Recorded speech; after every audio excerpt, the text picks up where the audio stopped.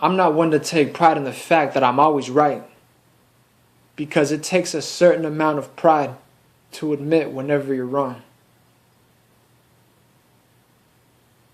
This is the price of admission.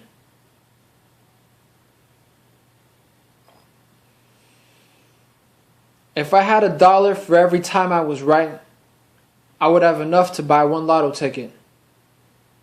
That's not to say I only been right one time in a million. But for every time I've been right, only once have I not remembered.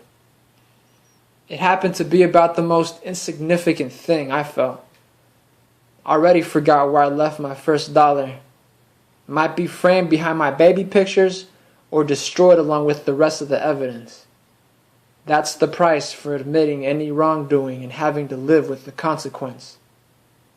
Even if you were right to begin with, association is a double-edged weapon. Be careful who you point that thing at. This one is for all those times I didn't wear a mask, and to the close calls with the law, my goodness.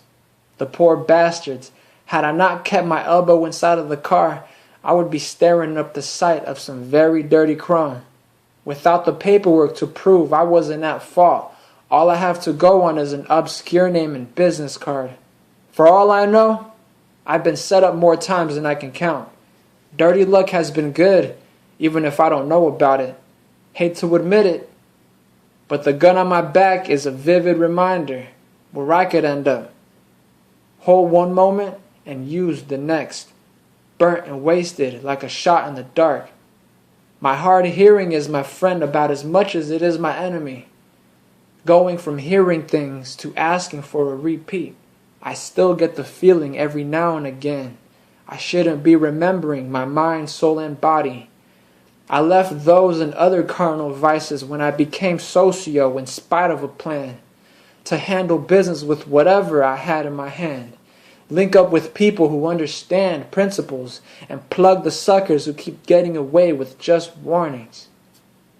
We don't do favoritism or promotions, all for one and one for all, whether we do or not know. Helping one another is all we've ever had to go on. You might think I'm happy now, but I'm not glad, as that implies past tense and hoping it doesn't bite you in the ass. I don't fall back, even when I catch flack.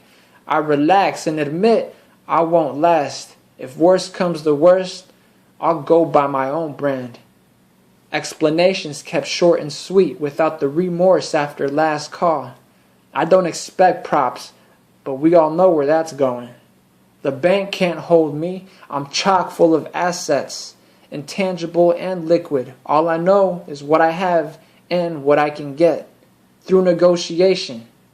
Even bartering has its drawbacks. When nobody trusts something as simple as money, I'm not here on referral. Popular demand is just one of those things, like when it's your time, you have to admit it. If life and death were at opposite ends of anything, you might reconsider what direction you're traveling. I'm turning my back on what I've loved most only to open my arms and embrace what I have coming to me. Not just the world and everything in it. Paying full price for an admission of guilt grants me unlimited access to trials and tribulations. All I ever do was sin and never seem to get any better.